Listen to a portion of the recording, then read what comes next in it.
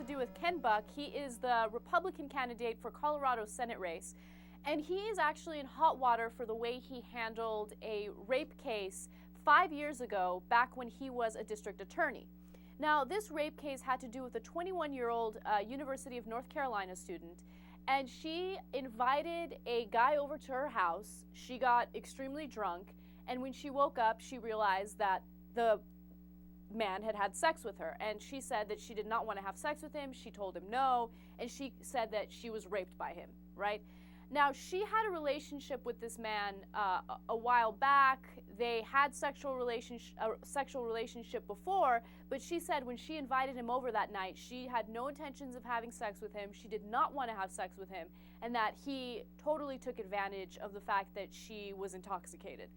Now, when Ken Beck looked at this case, he actually declined to file charges against the alleged attacker, because he says that this was just a case of a 21-year-old woman who had buyer's remorse. Okay, and I want to read you his quote. And this is what he said to her during a meeting. She was actually audiotaping him as they were talking without his knowledge. And in Colorado, this is actually legal. So let me read you what he said to her. He said, it appears to me and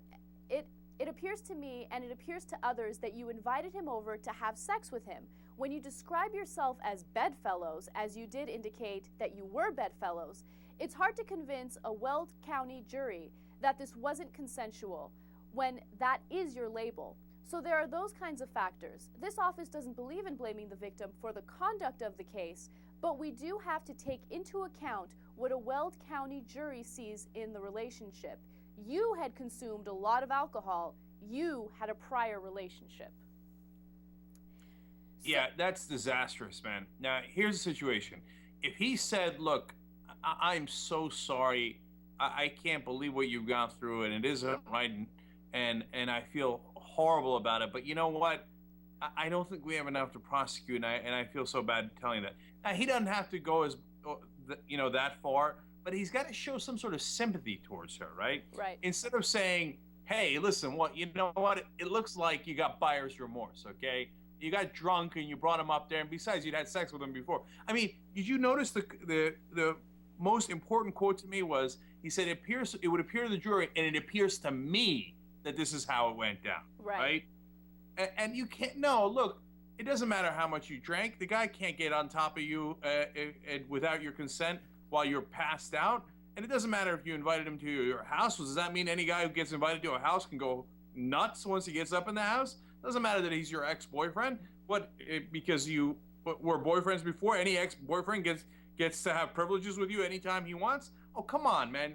If you're going to be the prosecutor, you're supposed to represent the victims. And he didn't seem like he had any interest in doing that. No, he didn't have any interest. And what's even more maddening is when Ken Buck questioned the alleged attacker, he admitted that the girl had told him a couple times, no, I don't want to have sex. Even though she was drunk, she said no, no, no. The attacker admitted that in his statement. And even given that evidence and even given that proof, Ken Buck was like, nah, I'm not going to file these criminal charges. Not worth my time. Buyer's remorse.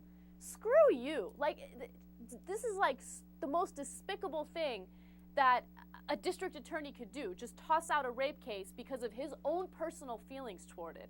So, yeah, I can't believe the way he handled it. And I can't believe how nonchalant he is about it today, because he doesn't seem to regret the way he handled the case 5 years ago.